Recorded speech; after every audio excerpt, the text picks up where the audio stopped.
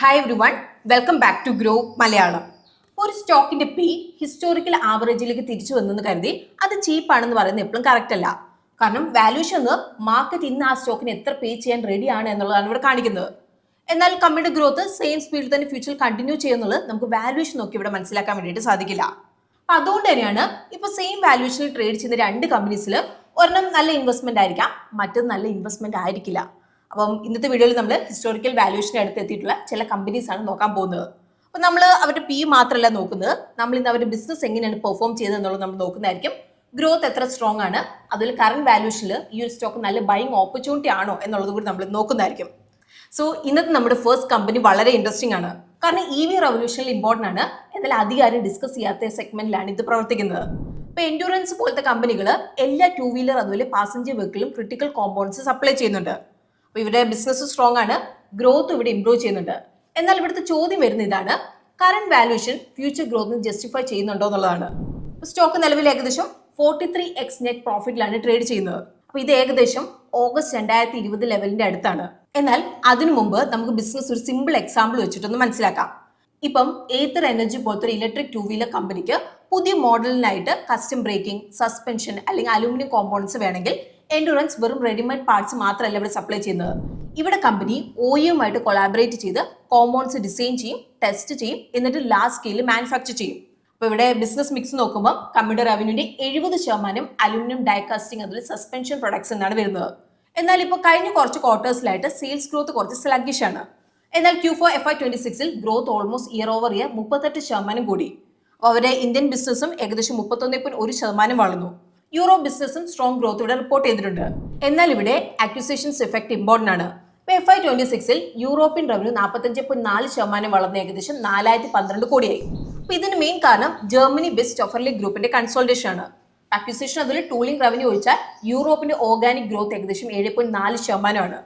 So sales acceleration ഇവിടെ real ആണ്, എന്നാൽ ഏർണിംഗ്സ് ഗ്രോത്ത് അത്ര സ്ട്രോങ് അല്ലായിരുന്നു. കാരണം റവന്യൂ 38% വളർന്നപ്പോൾ പ്രോഫിറ്റ് 17% മാത്രമേ ഇവിടെ വളർന്നിട്ടുള്ളൂ. FY26 റവന്യൂ ഗ്രോത്ത് 26.3% ആയിരുന്നു, എന്നാൽ പാറ്റ് ഗ്രോത്ത് 13.8% മാത്രമായിരുന്നു. എന്നാൽ നമുക്ക് പ്രോഫിറ്റ് ഗ്രോത്ത് ഇല്ലാതിരുന്നതിന്റെ കാരണം എന്താണെന്നുള്ളത് നമുക്ക് ഇവിടെ നോക്കാം. ഓപ്പറേറ്റിംഗ് മാർജിൻ Q4 FY25 14.3% നിന്ന് Q4 FY26 13.9% കുറഞ്ഞു. അതേസമയത്ത് നെറ്റ് മാർജിൻ 8.3% നിന്ന് ഏകദേശം 6.8% ഇടിഞ്ഞു. അപ്പൊ ഇതിന്റെ മെയിൻ കാരണം ഹയർ അലുമിനിയം അതുപോലെ എനർജി കോസ്റ്റ് ആണ്. റോ മെറ്റീരിയൽ പർച്ചേസിന്റെ ഏകദേശം 55% അലുമിനിയം അലോയ് അക്കൗണ്ട് ചെയ്യുന്നുണ്ട്. അലുമിനിയം പ്രൈസ് കൂടുമ്പോൾ കമ്പനി അതിന്റെ കോസ്റ്റ് കസ്റ്റമേഴ്സിലേക്ക് പാസ് ചെയ്യും.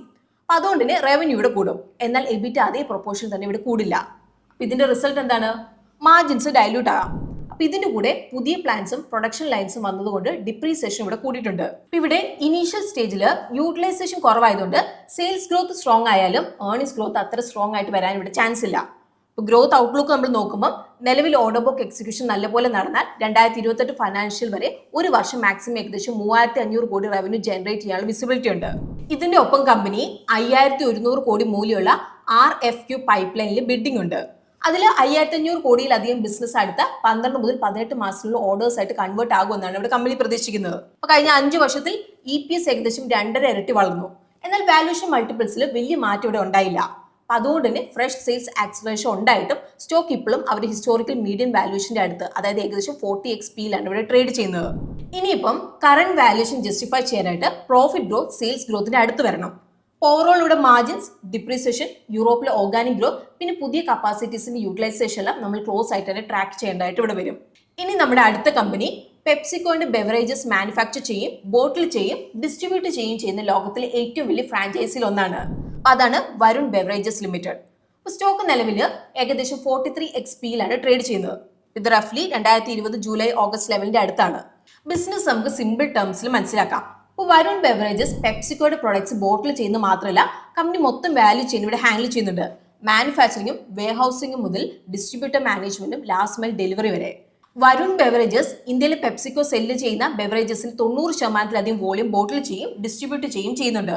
കൂടാതെ പെപ്സിക്കോയുടെ ബെവറേജസ് ബോട്ടിൽ ചെയ്യാനുള്ള റൈറ്റ് ഏപ്രിൽ 2049 വരെ ഉണ്ട്. അപ്പൊ ഇതിന്റെ ബേസിസിൽ ഇന്ത്യയുടെ കാർബണേറ്റഡ് ബെവറേജ് മാർക്കറ്റിൽ വരുൺ ബെവറേജസിന്റെ അട്രിബ്യൂട്ടബിൾ മാർക്കറ്റ് ഷെയർ ഏകദേശം 28% ആണ്. ഇപ്പം കഴിഞ്ഞ കുറച്ച് ക്വാർട്ടേഴ്സിൽ ഗ്രോത്ത് സ്ലോ ആയിരുന്നു. എന്നാൽ Q2 CY26 revenue growth year over year ഏകദേശം 21% റിക്കവർ ആയിട്ടുണ്ട്. എന്നാൽ ഹെഡ്ലൈൻ ഗ്രോത്ത് നമ്മൾ ശ്രദ്ധിച്ചു വായിക്കണം.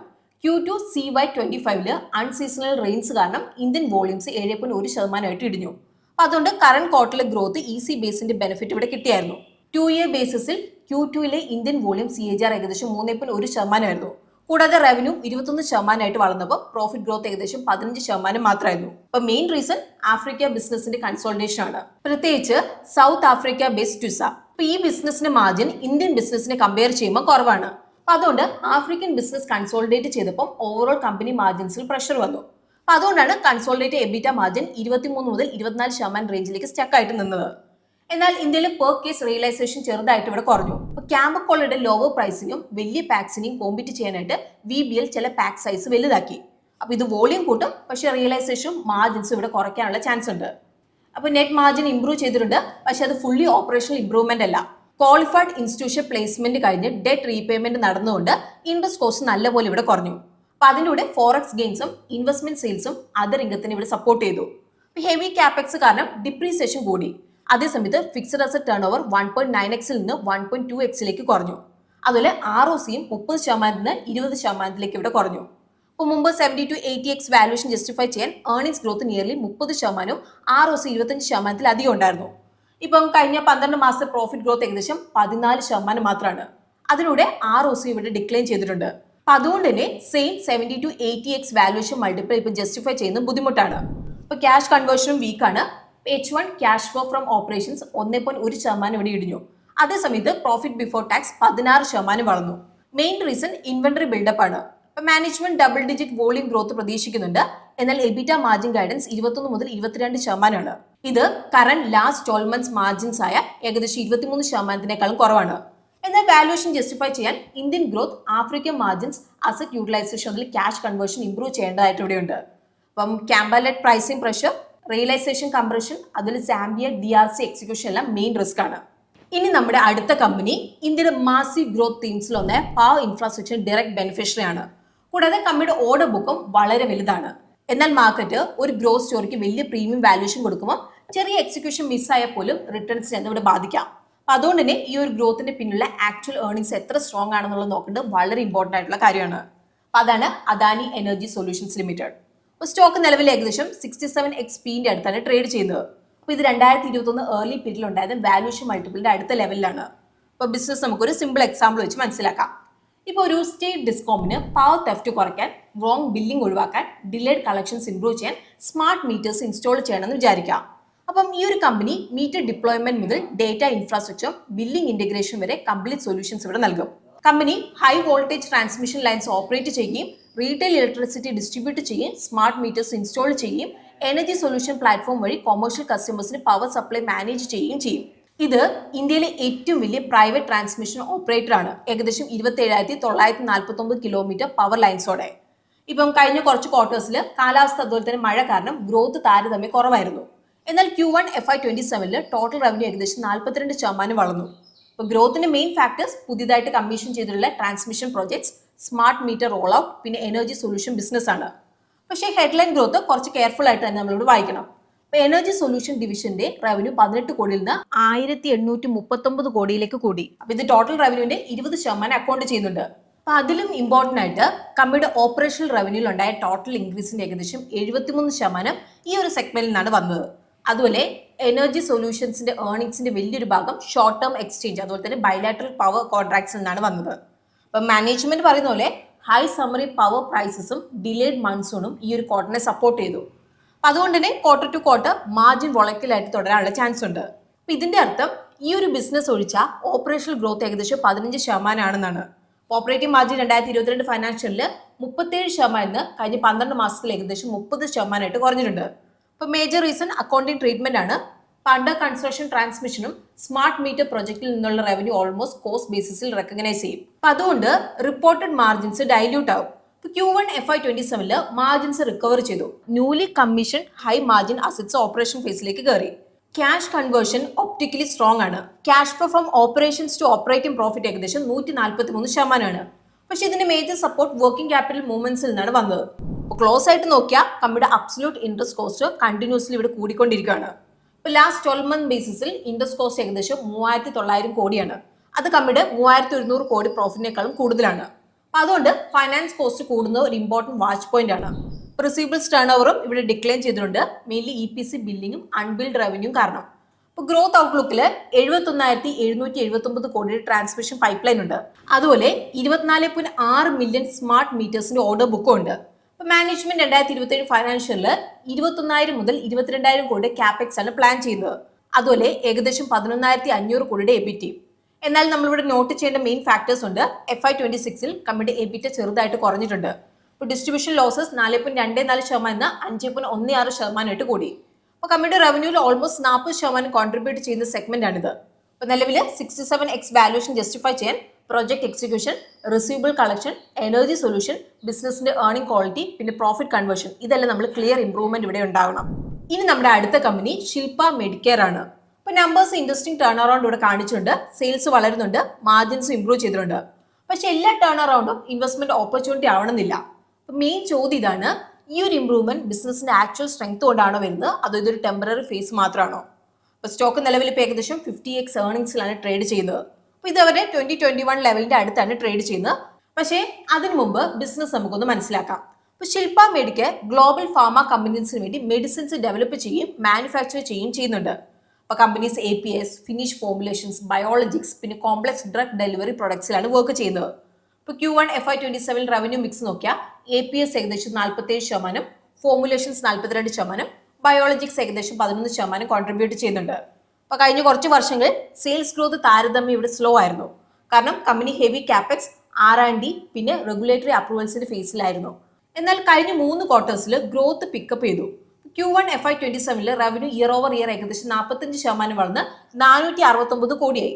അപ്പോൾ ഇത് കഴിഞ്ഞ 3 വർഷത്തിലെ ഹയസ്റ്റ് ക്വാർട്ടർലി ഗ്രോത്ത് ആണ്. Q1 FY27 എബിറ്റ മാർജിനും 29.2% ആയിരുന്നു. അതേസമയത്ത് കഴിഞ്ഞ 12 മാസം ഓപ്പറേറ്റിംഗ് മാർജിൻ 28 മുതൽ 29% റേഞ്ചിലാണ്. അപ്പോൾ ഇത് കമ്പനിയുടെ പീക്ക് ലെവലിൽ എത്തി നിൽക്കുകയാണ്. കാരണം ഹയർ കപ്പാസിറ്റി യൂട്ടിലൈസേഷനും ബെറ്റർ പ്രൊഡക്റ്റ് മിക്സും ആണ്. അപ്പോൾ കമ്പനി ലോ മാർജിൻ കമ്മോഡിറ്റി APSൽ നിന്ന് മാറി ലിമിറ്റഡ് കോമ്പറ്റീഷൻ ഫോർമുലേഷൻസ്, ഇൻജെക്ടബിൾസ്, പിന്നെ ഹയർ വാല്യൂ CDMO പ്രൊഡക്ട്സിലേക്ക് ഫോക്കസ് ഷിഫ്റ്റ് ചെയ്യുകയാണ്. സെയിൽസ് കൂടുമ്പോൾ ഫിക്സ്ഡ് R&D കോസ്റ്റും പ്ലാൻ കോസ്റ്റും വലിയ റവന്യൂ ബേസിൽ സ്പ്രെഡ് ചെയ്യും. അപ്പോൾ ഇത് ഓപ്പറേറ്റിംഗ് ലിവറേജ് ക്രിയേറ്റ് ചെയ്യും. അപ്പോൾ ഇൻട്രസ്റ്റ് അതുപോലെ തന്നെ ഡിപ്രീസിയേഷൻ്റെ വെയിറ്റേജ് കുറയുമ്പോൾ നെറ്റ് മാർജിൻ ഇവിടെ ഇംപ്രൂവ് ചെയ്തു. എന്നാൽ Q1 PAT 101 കോടിയിൽ 26.8 കോടി ഡെഫേർഡ് ടാക്സ് റിവേഴ്സൽ ഇൻക്ലൂഡ് ചെയ്തിട്ടുണ്ട്. അപ്പോൾ അതുകൊണ്ട് ഈ ഒരു വൺ ഓഫ് എഫക്ട് എക്സ്ക്ലൂഡ് ചെയ്ത നോർമലൈസ് പാക്ട് ഏകദേശം 79 മുതൽ 80 കോടിയാണ്. ക്യാഷ് കൺവേർഷൻ സ്റ്റിൽ വോളറ്റൈൽ ആണ്. ഇപ്പോൾ സ്പെഷ്യാലിറ്റി ഫാമിൽ raw material stocking, tender based exports, bulk shipments, ഇതെല്ലാം കാരണം ഇൻവെന്ററിയും റിസീവബിൾസും ക്വാർട്ടർ ടു ക്വാർട്ടർ ഫ്ലക്ച്വേറ്റ് ചെയ്യും.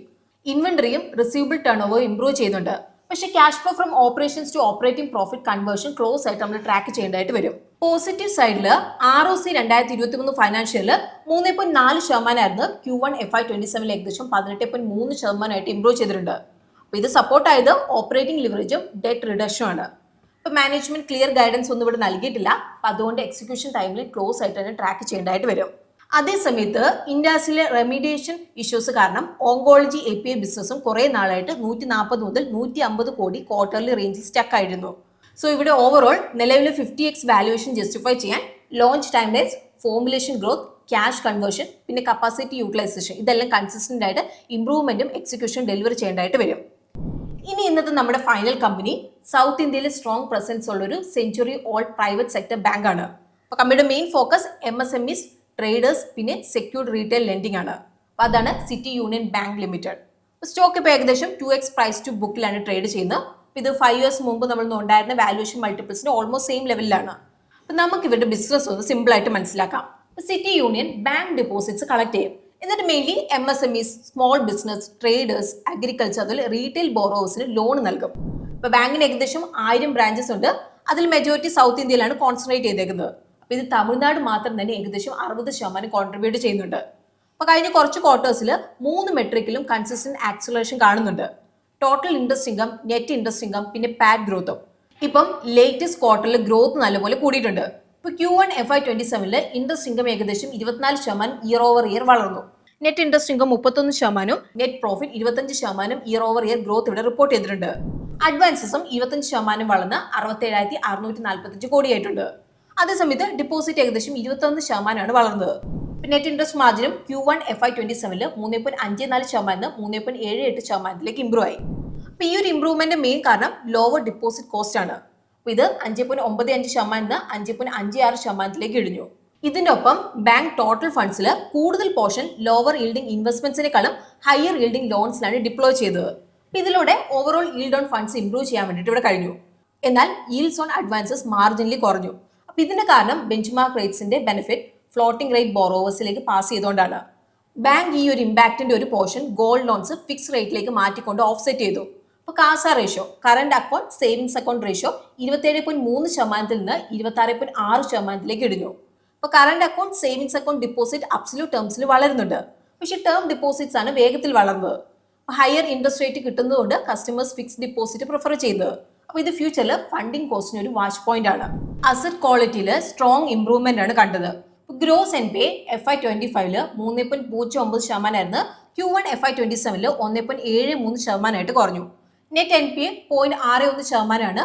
പ്രൊവിഷൻ കവറേജ് ഏകദേശം 85%. പക്ഷേ ലോൺ ഗ്രോത്തിന്റെ മിക്സ് ശ്രദ്ധിച്ച് നമ്മളിവിടെ എക്സാമിൻ ചെയ്യണം. ട്രഡീഷണൽ MSME ബുക്ക് ഏകദേശം 15% വളർന്നു.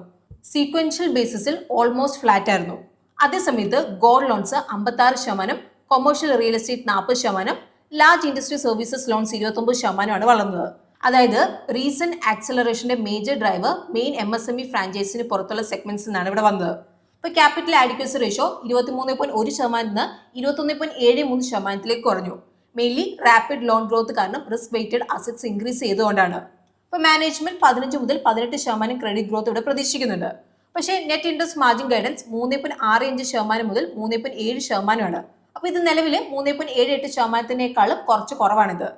ഓവറോൾ നിലവിലെ 2x price to book valuation justify ചെയ്യാൻ MSME growth, CASA improvement, fee income, net interest margin sustainability, പിന്നെ അസറ്റ് ക്വാളിറ്റി ഇതെല്ലാം നമ്മൾ ക്ലോസ് ആയിട്ട് തന്നെ ഇവിടെ ട്രാക്ക് ചെയ്യണം.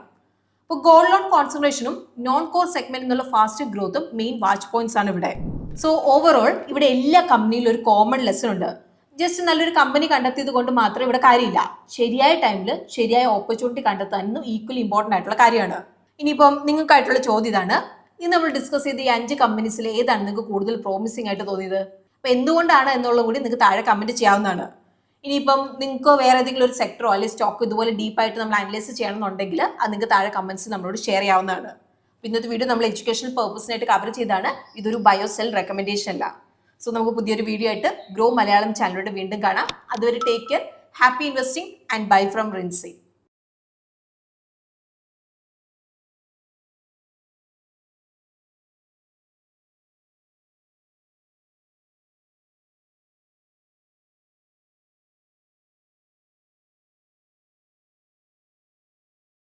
Investment in securities market are subject to market risks. Read all the related documents carefully before investing. Please read the risk disclosure documents carefully before investing in equity shares, derivatives, mutual fund, and or other instruments traded on the stock exchanges.